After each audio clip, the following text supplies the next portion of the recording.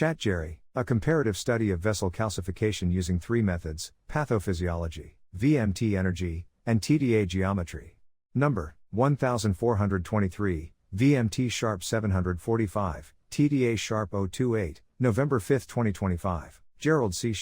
EclaireMD Foundation. Category: Vascular calcification, CVD and stroke. Preface: After my hemorrhagic stroke on June 21, 2025, I wanted to understand what truly caused the deep cerebral microvessel calcifications seen in my brain CT. My doctor blamed chronic hypertension, but my long-term data showed I never had it. What I did have was 20 years of uncontrolled diabetes and obesity before 2010. That became the starting point of this comparative study. To find the real answer, I used three independent scientific methods: pathophysiology, medicine, VMT, physics, and TDA, geometry. All three tell the same story in different ways. Key findings: 1.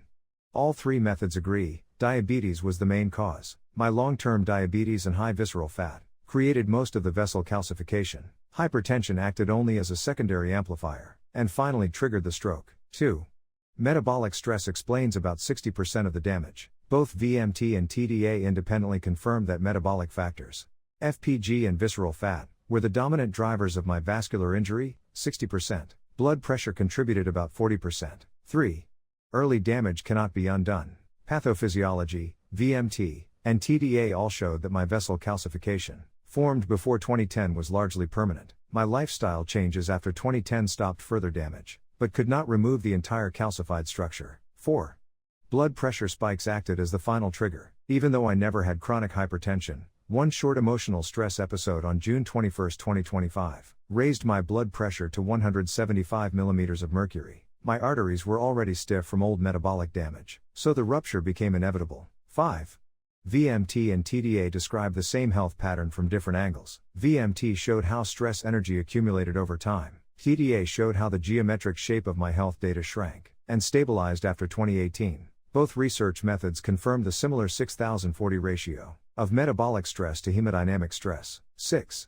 My vascular health improved but never returned to normal completely. From 2010 to 2025, the patterns showed recovery and stabilization, but the system could not return to its youthful state, because the earlier calcification was largely irreversible. What each method tells us: pathophysiology explains why calcification happens. Diabetes starts the damage, hypertension accelerates it. VMT shows how much total damage accumulated. Metabolic stress is 60%. Hemodynamic stress is 40%. TDA shows how the system evolves over time. Large unstable shape before 2012. Sharp geometric area or volume. Contraction and data connectivity improvement from 2013 to 2018. Stable but permanently altered geometry after 2018. Recommendations for readers: 1.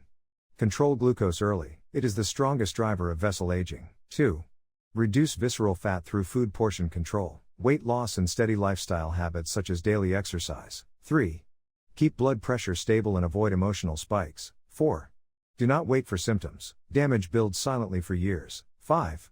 Remember this simple rule: fix glucose first, then blood pressure. Conclusion: 3 different scientific methods, medicine, physics, and geometry, all point to the same truth. Diabetes and obesity are the primary forces behind vascular calcification, while blood pressure acts as the accelerator and trigger. Once calcification reaches saturation, it cannot be reversed, only stabilized at best. Early preventive action is far more effective than late correction. Medications have minimal impact on true long-term health improvement. Disclaimer: I write this paper not for fame, but to share what I have learned so others can understand their health, prevent disease, and live longer and healthier lives. This content is for educational reference only, and does not constitute medical advice. No doctor-patient relationship is created. You may share this summary freely, but it must not be altered, edited, or republished as your own. All intellectual property rights and copyrights belong to the author. Gerald C.